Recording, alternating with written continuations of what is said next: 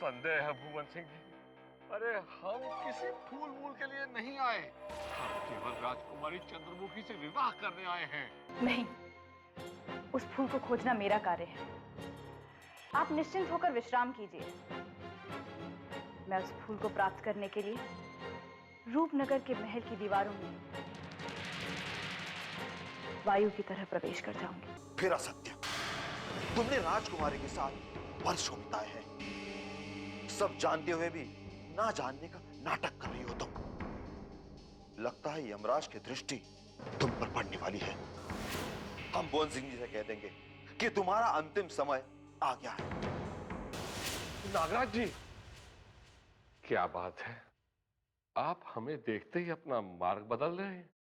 एक हम हैं जो आपको ढूंढते ढूंढते इस महल में फिर रहे हैं। आपको मुझसे ऐसा क्या कार्य पड़ गया भानु प्रताप जी, जो आप मुझे ढूंढ रहे थे? कार्य तो कुछ भी नहीं, केवल आपसे मिलने का मन कर रहा था। आपके बिना ये सारा महल बड़ा सूना सूना सा लगता है। आप मुझे इतना पसंद करते हैं, ये बात तो मुझे पता ही नहीं थी। मैं भी आपको एक बात बताऊं, उसने हमें चंद्रमुखी का वो फूल खोजने की जिम्मेदारी सौंपी है जिसे राजकुमारी चंद्रमुखी ने रूप बदलने से पहले छिपा दिया था। क्या? किंतु महामहिम, हम उस फूल को कहां खोजने जाएंगे? क्या आप जानते हैं कि वो फूल कहां रखा है? नहीं, हम उस फूल तो क्या, उस फूल की गंध के विषय में भी कुछ नहीं जानते। तो किसके भरोसे आपने उस फूल को खोजने के लिए हाँ कह दी महामहिम? बिना किसी जानकारी के आप उसे कहां खोजेंगे? तुम किस लिए हो नागराज? क्या यह कार्य तुम नहीं कर सकते? कर तो मैं बहुत कुछ सकता हूं महामहिम, बहुत कुछ कर सकता हूं मैं, किंतु उस फूल को खोजना मेरे बस की बात नहीं है, क्योंकि उस फूल के विषय में केवल राजकुमारी चंद्रमुखी ही जानती है। नहीं नागराज, उस फूल का रहस्य कोई और भी जानता है। क्या? कोई और भी जानता है? कौन है वो? वो और कोई नहीं, हमारे महल में रहने वाली राजकुमारी की दासी कुसुमी है, जिसने राजकुमारी की बहुत सेवा की है। हाँ महामहिम, आप बहुत दूर की कौड़ी लाए, बहुत दूर की कौड़ी। यदि कुसुमी चाहे तो हमारे लिए सफलता के द्वार खोल सकती है। आप शीघ्र से शीघ्र उसे इस कार्य पर लगा दीजिए महामहिम। फिर देखिए हम भुवन सिंह और महाराज की दृष्टि में कितने ऊपर चढ़ जाते हैं। हमने कुसुमी को उस कार्य पर लगा दिया है। पहले तो वो अनजान बनने का नाटक कर रही थी, किंतु जैसे ही हमने हमारे शक्ति का प्रयोग किया तो रोध होकर चली गई। अब तुम्हें उस कुसुमी पर ध्यान रखना है कि वो क्या कर रही है। आप चिंता मत कीजिए महामहिम, कुसुमी जैसी चतुर दासी पर दृष्टि जमाए रखना अब मेरा कर्तव्य है। आज मुझे बहुत प्रसन्नता हो रही है, बहुत प्रसन्नता, क्योंकि आपने एक ही तीर में दो निशाने लगा। अब वो भुवन सिंह तो हमारे चंगुल में फंसा ही रहेगा, साथ में ये कुसुमी भी हमारे प्रत्येक आदेश का पालन नेत्र मूंद कर करेंगे। तुम ठीक कह रहे हो नागराज। आज के पश्चात रूपनगर और रूपनगर के महल में हमारे आदेशों का पालन होगा और हमारे सुनहरे दिन वापस लौट आएंगे।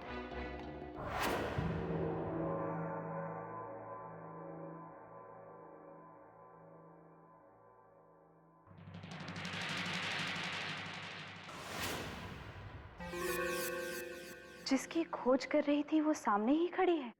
कुसुमी ही वो सीढ़ी है जिससे राजकुमारी चंद्रमुखी के उस मायावी फूल तक पहुंचा जा सकता है। कुसुमी,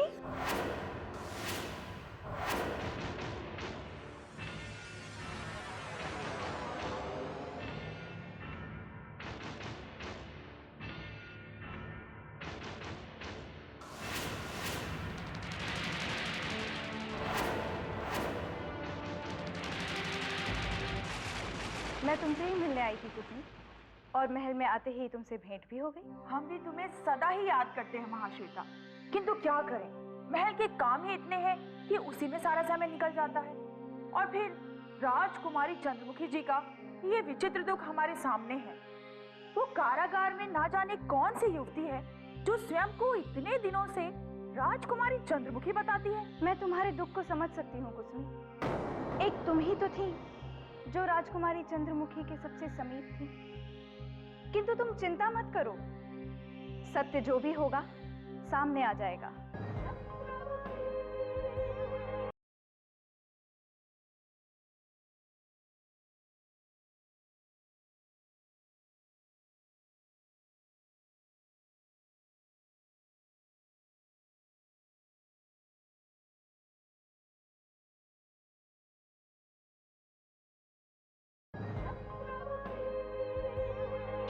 किंतु तुम चिंता मत करो, सत्य जो भी होगा सामने आ जाएगा और तुम्हें एक बार फिर राजकुमारी चंद्रमुखी की सेवा करने का अवसर प्राप्त हो जाएगा। तुम्हारे मुंह में घी शक्कर महाश्वेता।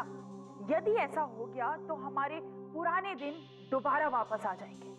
बस अब तो भगवान से यही प्रार्थना करो कि शीघ्र अतिशीघ्र राजकुमारी चंद्रमुखी जी का रहस्य समाप्त हो जाए और इस महल में दोबारा पुराने जैसी शांति छा जाए। हाँ, याद आया, राजकुमारी जी भले ही एक रहस्य बनी हो, किंतु तुमने उनके उस फूल का तो ध्यान रखा है ना, जो उन्हें अपने प्राणों से भी अधिक प्यारा है? नहीं, बिल्कुल नहीं। मुझे उस पुष्प के विषय में कुछ भी नहीं पता। ये कैसे हो सकता है कुसुमी?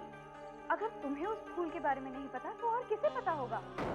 राजकुमारी चंद्रमुखी अगर इस महल में किसी पर विश्वास करती थी तो सिर्फ एक तुम थी। मैं मानती हूँ कि राजकुमारी चंद्रमुखी मुझ पर ही सबसे अधिक विश्वास करती थी, किंतु उन्होंने मुझे उस चंद्रमुखी के फूल के विषय में कभी कुछ नहीं बताया, जिसे वो अपने प्राणों से भी अधिक प्रेम करती थी।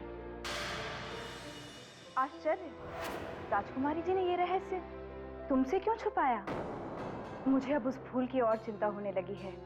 कहीं राजकुमारी जी की अनुपस्थिति में उस मायावी फूल को कोई चुरा कर ले गया तो अनर्थ हो जाएगा। रूपनगर पर घोर संकट छा जाएगा। जरा याद करो कुसुमी, राजकुमारी जी उस फूल को छुपाकर कहाँ रखती होंगी? मैं अपनी माँ की सौगंध खाकर कहती हूँ महाश्वेता, मुझे उस पुष्प के विषय में कुछ भी नहीं पता। यदि मुझे ज्ञात होता तो मैं तुमसे कदापि नहीं छिपाती, बल्कि तुमने मुझे उस पुष्प के विषय में बताकर मेरी चिंता बढ़ा दी। अब जब तक वो पुष्प के बारे में मैं जान नहीं लेती, चैन से नहीं बैठती। तुम ठीक कह रही हो कुसुमी, अब तुम्हें भी उस फूल की खोज में लग जाना चाहिए और जैसे ही कुछ पता चले मुझे बताना मत भूलना। और राजकुमारी जी के रहस्य से पर्दा उठते ही हम वो फूल उनके चरणों में रख देंगे। पुराने महल में बहुत कार्य पूर्ण करने हैं। अब चलती हूँ। अपना और चंद्रमुखी के फूल का ध्यान रखना। चलती हूँ।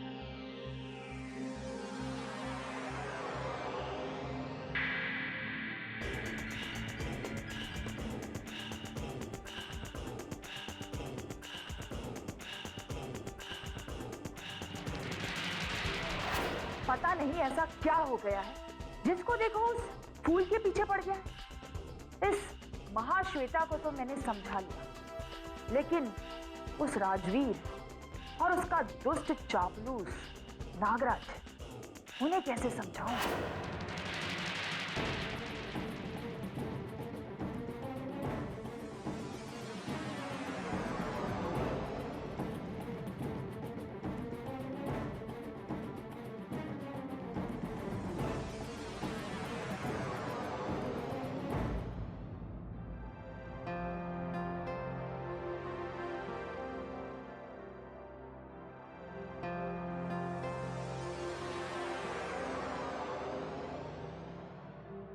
महामहिम, आपको पता है ना कि इस पूरे भुवनसर की कोहनी पर कैसे कोड़ लगाना है। हम इसे जितना अधिक प्रसन्न रखेंगे, ये उतना ही हम पर अधिक विश्वास करेगा।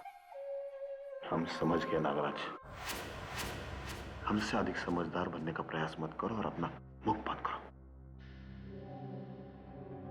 प्रणाम भुवन सिंह जी। प्रणाम। प्रसन्न रहो। क्या सूचना लाए? क्या चंद्रमुखी के फूल का कुछ पता चला? अभी तत्काल पता तो नहीं चल पाया है, किंतु हमने हमारे समस्त गुप्तचरों को कार्य पर लगा दिया है। आशा है कि हमें शीघ्र ही कोई सूचना मिल जाएगी, जिसके द्वारा हम उस चंद्रमुखी के फूल तक पहुंच सकते हैं। चंद्रमुखी के उस मायावी फूल तक पहुंचना इतना आसान नहीं है महामहिम राजवीर सिंह। मत भूलिए, जिस फूल को राजकुमारी चंद्रमुखी अपने मन में छुपाए रखती थी, आप उसको अपने गुप्तचरों की सहायता से खोज लेंगे। आपको उस फूल को प्राप्त करने के लिए कुछ और प्रयास भी करने पड़ेंगे। भुवन सिंह जी, अभी महामहिम की बात पूरी ही कहाँ हुई है। अभी तो उन्होंने अपनी पहली योजना के विषय में बताया, अब उनकी दूसरी योजना के विषय में सुनिए। मैंने और महामहिम ने कुसुमी के ऊपर अपना जाल बिछा दिया है, किंतु वो इतनी चतुर है कि सब कुछ जानते हुए भी अनजान बनी हुई है। क्यों महामहिम? हाँ हाँ नागराज, हम वही कहना चाह रहे थे जो तुमने बोल दिया है। अब तुम ही बता दो कि हम उस फूल को प्राप्त करने के लिए कितना परिश्रम कर रहे हैं और हमारी नई योजना भी क्या है। भुवन सिंह जी, महामहिम ने तो इतनी सारी योजनाएं बना डाली है कि मैं उनकी गिनती ही भूल गया हूं।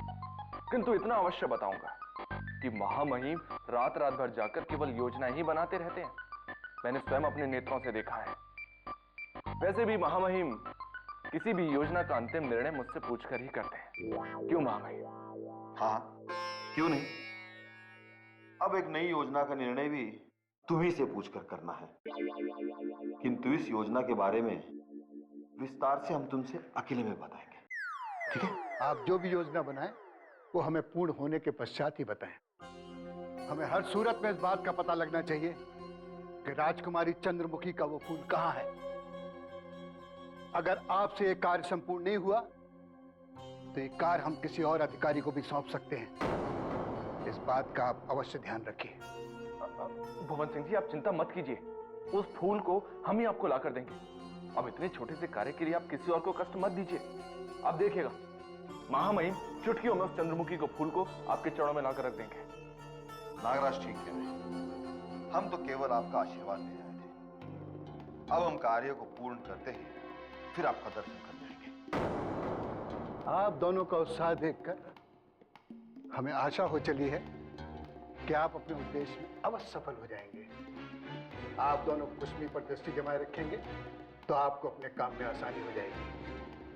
आप दोनों जा सकते हैं, क्योंकि हमें महल की सुरक्षा के विषय में अन्य मंत्रियों से भी चर्चा करनी है। जी भुवन सिंह जी, प्रणाम। प्रणाम।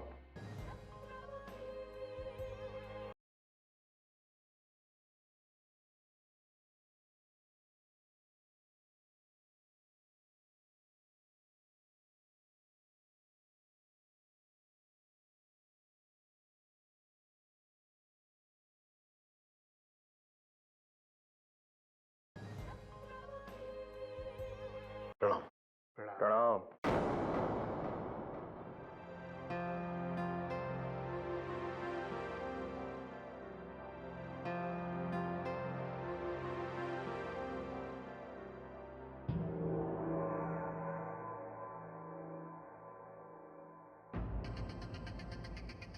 यदि हमें चंद्रमुखी का फूल मिल जाता तो हम इस वीरान खंडर में एक पल भी नहीं रुकते। पता नहीं महाश्वेता हमारी सहायता कर सकेगी या नहीं। वो रूपनगर के महल से अभी तक लौटी क्यों नहीं?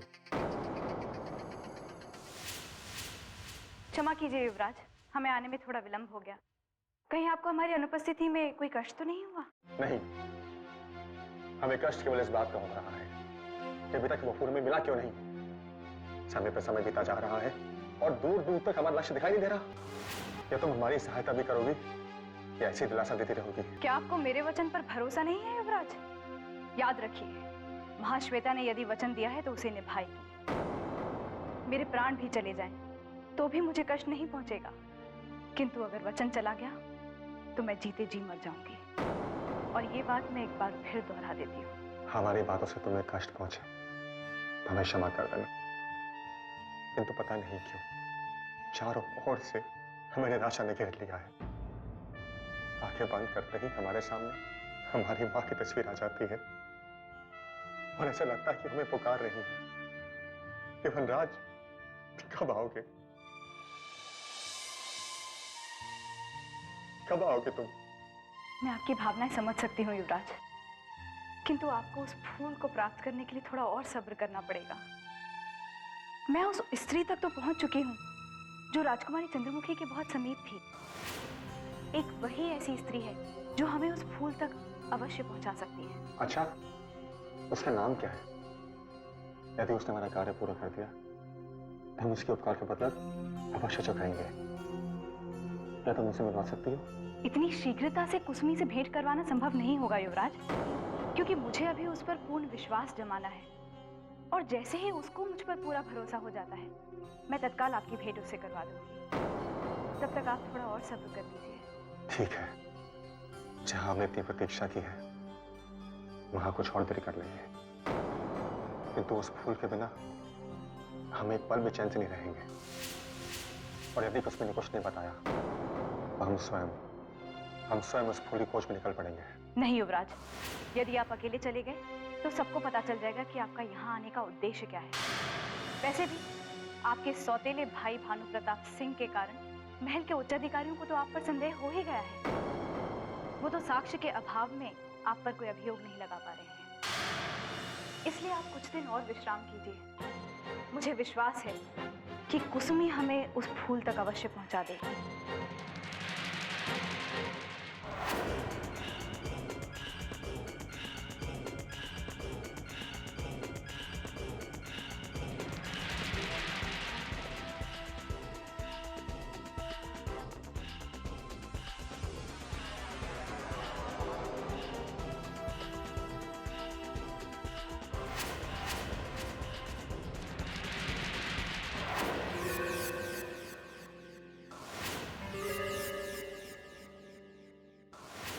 ये कुसुमी यहाँ क्यों आई है? रूपनगर के महल से यहाँ आने का क्या कारण हो सकता है? अवश्य ही दाल में कुछ काला है। कहीं ये चंद्रमुखी के उस फूल को तो खोजने नहीं आई जो राजकुमारी जी ने यहीं कहीं छुपा कर रखा।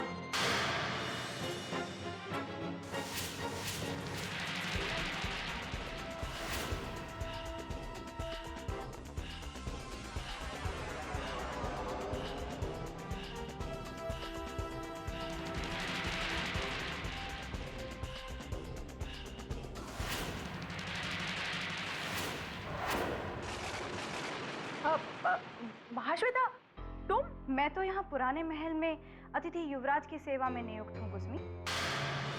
और ये बात तो तुम अच्छे से जानती हो। फिर मुझे देखकर चौंक क्यों गई? लगता है तुम मुझसे कुछ छुपा रही हो। नहीं महाश्वेता, मैं छिपते छिपाते तुमसे ही मिलने आ रही हूँ।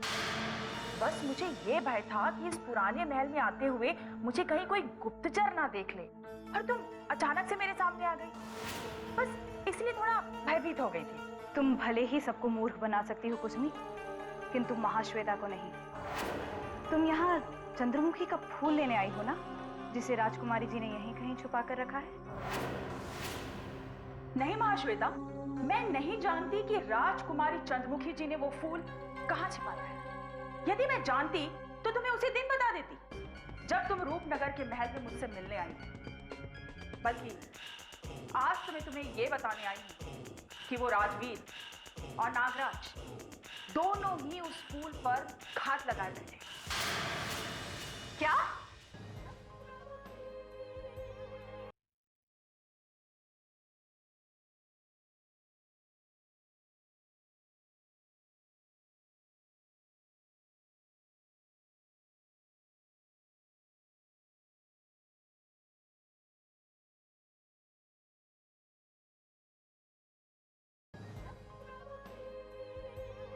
क्या? उन्हें उस फूल से क्या लेना देना? वो उस फूल को क्यों प्राप्त करना चाहेंगे कुसुमी? ये तो मैं नहीं जानती, लेकिन उस फूल को प्राप्त करने के लिए वो दोनों मेरे पीछे हाथ धोकर पड़ गए हैं। उन लोगों ने मुझे साफ साफ कह दिया है कि यदि मैंने उन्हें चंद्रमुखी का वो मायावी फूल खोजकर नहीं दिया तो वो मुझे महल से धक्के मार मार कर बाहर निकाल देंगे। क्या? वो तुम्हें धक्के मार मार के बाहर निकाल देंगे? अवश्य ही वो दोनों कोई षड्यंत्र रच रहे हैं जो रूपनगर के लिए घातक सिद्ध हो सकता है। तुम ठीक कह रही हो महाश्वेता, वो दोनों रूपनगर और रूपनगर के महल का कभी भला नहीं चाह सकते। कदाचित इसीलिए राजकुमारी चंद्रमुखी जी की अनुपस्थिति में वो दोनों इस मायावी फूल को प्राप्त कर सत्ता हथियाने में लगे हुए। इसीलिए वो फूल किसी भी कीमत पर उनके हाथ नहीं आना चाहिए। ये तो तभी संभव है जब तुम वो फूल मुझे लाकर दे दो। मैं उस फूल को बिल्कुल सुरक्षित रखूंगी। यदि मुझे वो फूल प्राप्त हो गया तो मैं तुम्हें ही लाकर दूंगी महाश्वेता, किंतु इसके लिए तुम्हें मुझे एक वचन देना होगा। वचन? कैसा वचन? यही कि तुम वो फूल अतिथि युवराज वनराज को सौंप दो ताकि वो अपने अंधे पिताश्री की दृष्टि वापस लौटा सके। कुसुमी, ये तुम कैसे जानती हो कि वो यहाँ फूल प्राप्त करने आए हैं? रूपनगर के महल में आई हुई कोई भी गुप्त सूचना कुसुमी से छिपी नहीं रहती महाश्वेता। हमने लंबा समय राजकुमारी चंद्रमुखी जी की सेवा में बिताया है, इसलिए सब जानते हैं। यदि ये बात है तो तुम एक बहुत ही शुभ कार्य करने जा रही हो कुसुम। यदि युवराज की पिताश्री की खोई हुई दृष्टि वापस लौट आई तो उस फूल का दुरुपयोग होने से बच जाएगा। किंतु इस बात का किसी को पता चल गया तो तुम्हें सूली पर भी चढ़ाया जा सकता है। तुम निश्चिंत रहो महाश्वेता, ये रहस्य तुम्हारे और मेरे सिवा किसी को नहीं पता चलेगा। भगवान ने मुझे ये शुभ कार्य करने का अवसर दिया है तो मैं ये कार्य अवश्य पूर्ण करूं, भले ही इसके लिए मेरे प्राण ही क्यों ना चले जाएं। अब मैं चलती हूं और चंद्रमुखी के उस मायावी फूल को प्राप्त करने के कार्य में तेजी से जुट जाती हूं।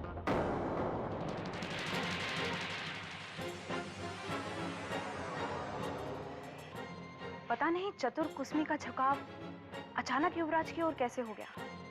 हो सकता है उसे चंद्रमुखी के उस फूल के बारे में पता हो और वो महामहिम राजवीर सिंह से उसे बचाने के लिए युवराज की सहायता कर रही हो। सत्य जो भी हो, उसका निर्णय युवराज के लिए वरदान साबित हो सकता है।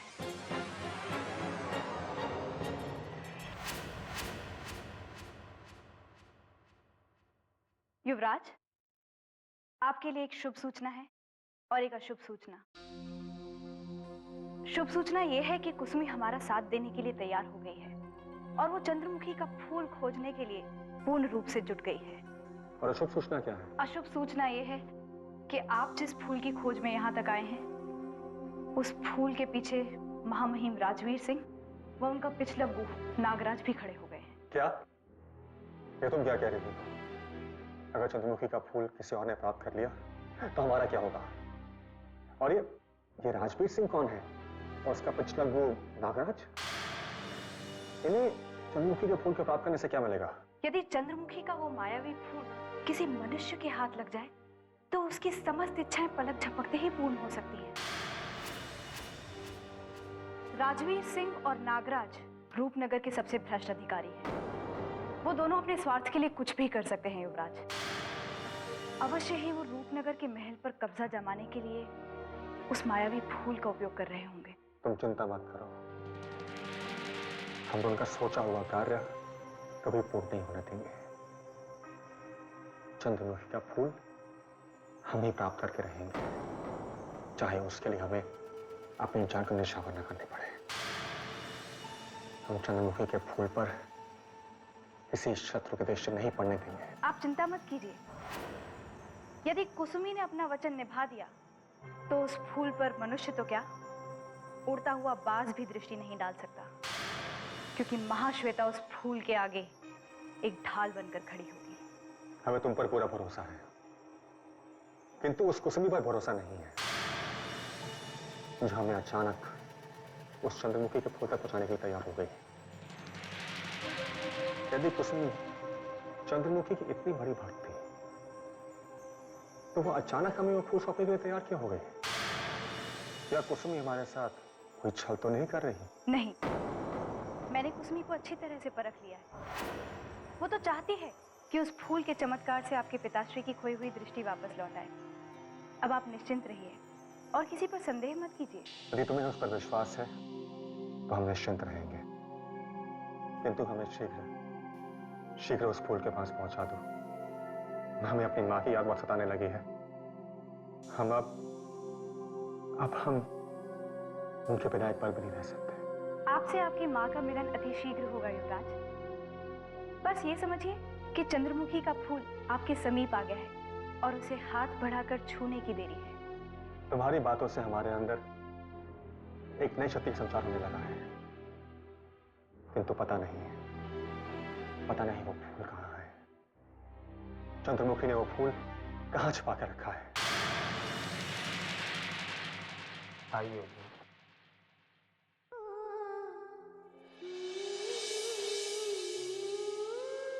द्वार खोलो। जी हुजूर।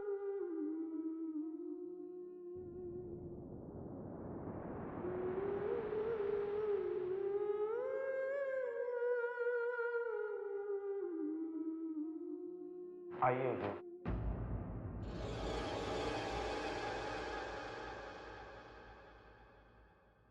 युवती,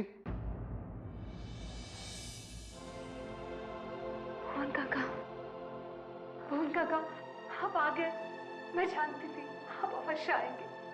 देखिए देखिए, इन्होंने मुझे बंदी बनाकर रखा। आप अब तक कहाँ थे? हम हमारी बेटी राजकुमारी चंद्रमुखी को खोजने का प्रयत्न कर रहे थे, किंतु अभी तक उसका कोई पता नहीं चल पाया है। राजकुमारी चंद्रमुखी हम ही है, आज जिसे खोजे वो आपके सामने है। नहीं, तुम हमें भुवन काका मत कहो। इस संबोधन से केवल हमें राजकुमारी चंद्रमुखी ही पुकारा करती थी, और तुम उसकी छाया भी नहीं हो। किंतु तुम ये बताओ कि तुम कहां से आई हो, क्यों आई हो और कैसे आई हो? यही प्रश्न हमें महल के सारे अधिकारी पूछ चुके हैं और हम उत्तर देते देते थक गए। भुवन काका, हम ये प्रश्न हमसे मत पूछे, नहीं तो हम कहीं के नहीं रह जाएंगे। यदि तुम इसी तरह असत्य बोलती रही तो तुम कहीं की नहीं रहोगी अपरिचित युवती। सत्य के सिवा तुम्हारा कोई भला नहीं हो सकता है। हमें तत्काल वो सत्य बता दो जिसे तुम सबसे छिपाती फिर रही हो।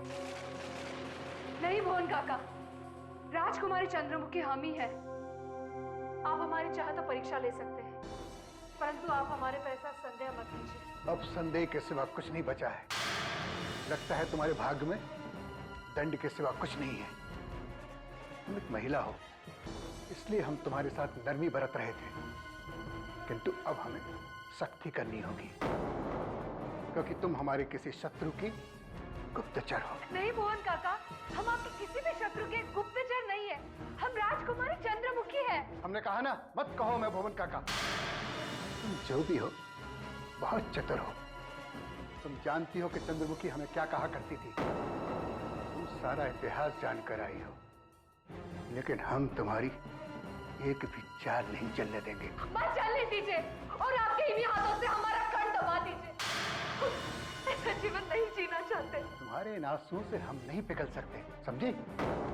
क्योंकि तुम अपने आंसुओं को शस्त्र बनाकर हमें मूर्ख बनाना चाहती हो। तुम्हें तब तक घुट घुट कर जीना पड़ेगा जब तक तुम अपना रहस्य नहीं खोल देती। लगता है अब हमारा रास्ता कभी नहीं खुलेगा। हमें आपसे अंतिम आशा थी, किंतु अब वो भी टूट गई है। जिसे हम अपने पिताश्री के समान मानते थे, वो भी साया हमसे छूट गया है। अब आप हमसे मिलने कभी मत आइए। चले जाइए यहाँ से हमेशा के लिए, चले जाइए। अब हम किसी से नहीं मिलना चाहते, किसी से नहीं। जाइए आप।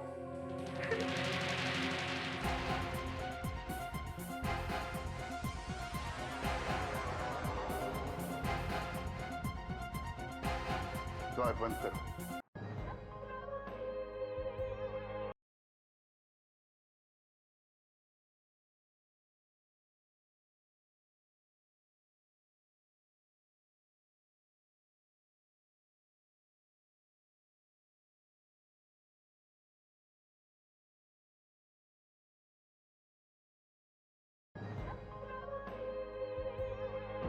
द्वार बंद करो। आइए हुजूर।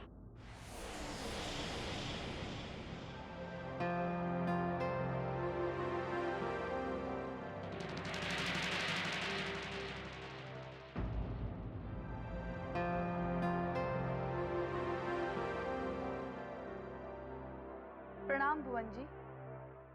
प्रणाम। भुवन जी, मैं आपसे ही भेंट करने आई थी। भुवन जी, आपको चिंतित लग रहे हैं। हाँ मेघना, पिछले कुछ समय से रूपनगर में विचित्र घटनाएं घट रही हैं, जिन्होंने हमें उलझन में डाल दिया है। अभी अभी हम कारागार में उस युवती से मिलकर आ रहे हैं जो अपने को राजकुमारी चंद्रमुखी बता रही है। आपको क्या लगता है, वो युवती सत्य कह रही है? हम पूरे विश्वास से तो नहीं कह सकते, पर उसकी बातें सुनकर हम उलझन में पड़ गए हैं। जिस तरह से वो हमसे बात कर रही थी, उससे यही लगता है कि वही राजकुमारी चंद्रमुखी है, परंतु उसकी सूरत तो राजकुमारी से बिल्कुल नहीं मिलती। ये रूपनगर के किसी शत्रु की चाल भी तो हो सकती है। किसी शत्रु ने राजकुमारी जी को लुप्त कर लिया हो और उसके स्थान पर किसी और युवती को भेज दिया हो। यही तो एक प्रश्न है जिसका हमें उत्तर नहीं मिल रहा है कि वो शत्रु है कौन। यदि आप आज्ञा दें तो इस कार्य में मैं आपकी सहायता करूं? नहीं, तुम वही कार्य करो जो तुम्हें सौंपा गया है। इस गुत्थी को हम स्वयं सुलझाएंगे।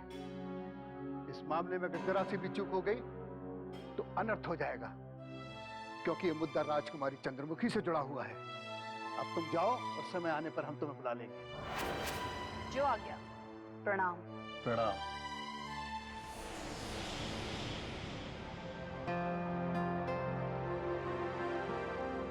बुद्धि सिंह, जी हुजूर। जो युवती कारागार में है उसकी अच्छी तरह से देखभाल की जाए, उसे किसी भी तरह का कष्ट नहीं होना चाहिए। जो आज्ञा हुजूर। क्या करें क्या ना करें, कुछ समझ में नहीं आ रहा है। ईश्वर, रूपनगर को इस संकट से बचाकर रखना। महामहिम, महामहिम, महामहिम, गजब हो गया महामहिम। आज भुवन सिंह जी उस कारागार में गए थे जहां वो राजकुमारी चंद्रमुखी बंद है। क्या कहीं उनको ये तो नहीं पता चला कि वो बंदी युवती राजकुमारी चंद्रमुखी है? नहीं महामहिम, वो अभी तक तो ये नहीं जानते हैं कि वो राजकुमारी चंद्रमुखी है, किंतु उससे मिलने के पश्चात वो गहरी सोच में अवश्य पड़ गए हैं, इतना जानता हूं। नागराज,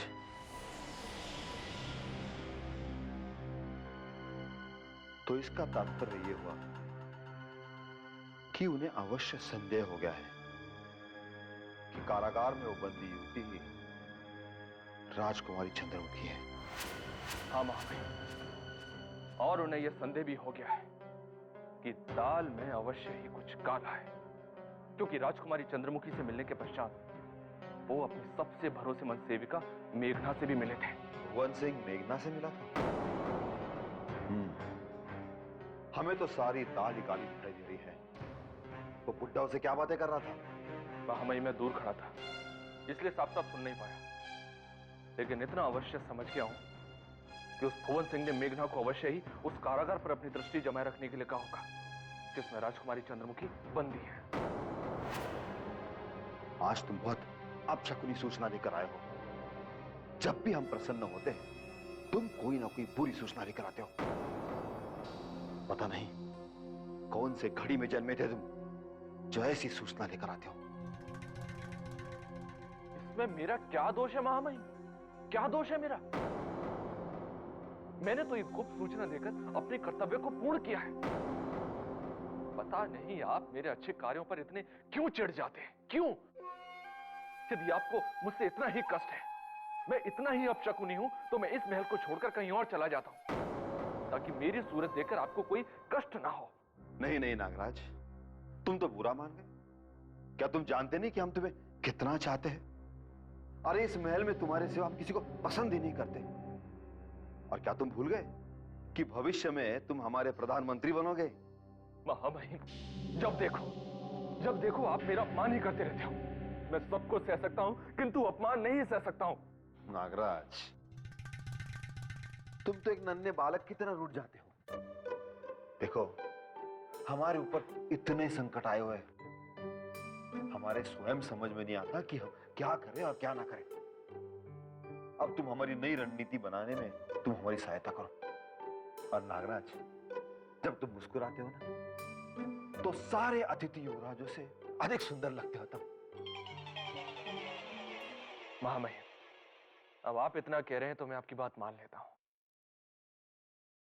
आगे की रणनीति को ध्यान में रखते हुए हमें इस बात का ध्यान रखना है महामहिम कि महाराज को यह कभी पता ना चले कि उनकी प्यारी बेटी राजकुमारी चंद्रमुखी कारागार में बंद है, क्योंकि भुवन सिंह अवश्य ही महाराज से इस विषय पर चर्चा करेंगे।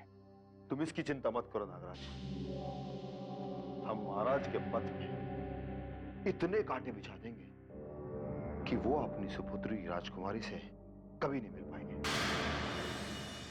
इसके लिए हमें तत्काल कुसुमी की सहायता लेनी होगी। एक वही है जो इस उलझे हुए कार्य को सुलझा सकती है।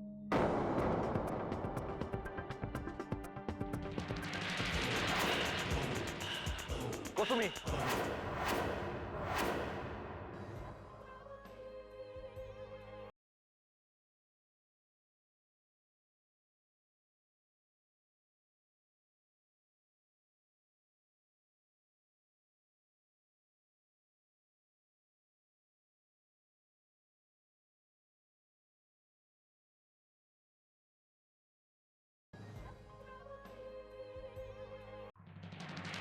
कुसुमी,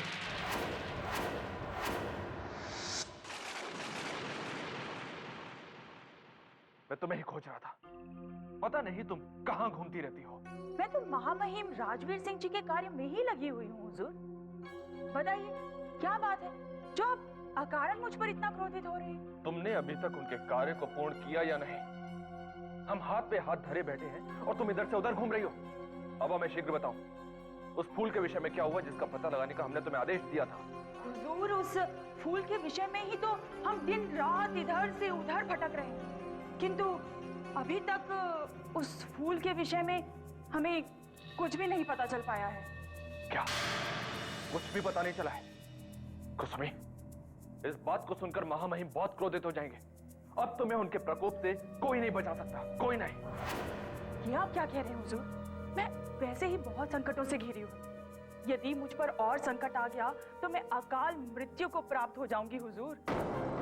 आप उन्हें समझाइए और कहिए कि जो कार्य उन्होंने मुझे सौंपा है मैं शीघ्र अतिशीघ्र उसे पूर्ण कर दूंगी। नहीं कुसुमी, अब कुछ नहीं हो सकता, कुछ नहीं। अब तो महामहिम को भगवान भी नहीं समझा सकते। अपने लिए 2 गज जमीन की व्यवस्था कर लो, क्योंकि तुम्हारा अंतिम समय अब आने ही वाला है। हुजूर, ये आप क्या कह रहे हैं हुजूर? आप खुद ही सोचिए हुजूर, ये कार्य मैं इतनी शीघ्रता से कैसे कर सकती हूँ? इतने बड़े कार्य को पूर्ण करने के लिए मुझे कुछ तो समय चाहिए होगा ना हुजूर। हुजूर, मैं आपसे निवेदन करती हूँ, आप मुझे बचा लीजिए हुजूर। मैं जीवन भर आपकी सेवा करूंगी। मैं ही तो तुम्हें अभी तक बचाता आया हूं कुसुमी, केवल मैं रोज महामहिम को समझाता हूं कि कुसुमी देर सवेर उस फूल को अवश्य खोज निकालेगी, किंतु अब नहीं। अब तो उनके सब्र का बांध टूट गया है। कुसुमी, तुम्हारे बचने का अब केवल एक ही मार्ग बचा है, किंतु वो मार्ग है बहुत कठिन। आप मार्ग बताइए हुजूर। मैं अपने प्राण बचाने के लिए किसी भी मार्ग पर चलने के लिए तैयार हूँ। वो अंतिम मार्ग ये है कुसुमी कि तुम्हें एक असत्य बोलकर महामहिम का साथ देना है। जो बात महामहिम तुम्हें समझाएंगे वही बात तुम्हें भुवन सिंह को समझानी है। महामहिम जो भी समझाएं भुवन सिंह जी से कह देना। अब मैं कुछ समझी नहीं हुजूर। तुम्हें अधिक समझने की कोई आवश्यकता नहीं है कुसुमी। यदि तुम उससे प्रश्न पूछने में ही समय नष्ट करती रही तो तुम्हारा जीवन ही समाप्त हो जाएगा और पोल खुल जाएगी कि तुमने ही उस जादूगर को इस महल में घुसने में सहायता की थी। अब बोलो, तुम महामहिम के आदेश को मानोगी या नहीं? हुजूर, मैं आपसे कह तो चुकी हूँ कि मैं अपने प्राण बचाने के लिए कुछ भी कर सकती हूँ। बस आप मुझे बताइए कि करना क्या है। वो स्वयं महामहिम राजवीर सिंह ही बताएंगे तुम्हें, किंतु याद रखना कुसुमी, ये रहस्य महल की दीवारों के सामने भी नहीं खोलना चाहिए। नहीं पता चलेगा हुजूर। बस आप मुझे अब तत्काल महामहिम राजवीर सिंह जी के पास ले चलिए। तो आओ मेरे साथ, महामहिम तुम्हारी प्रतीक्षा कर रहे हैं। चलिए।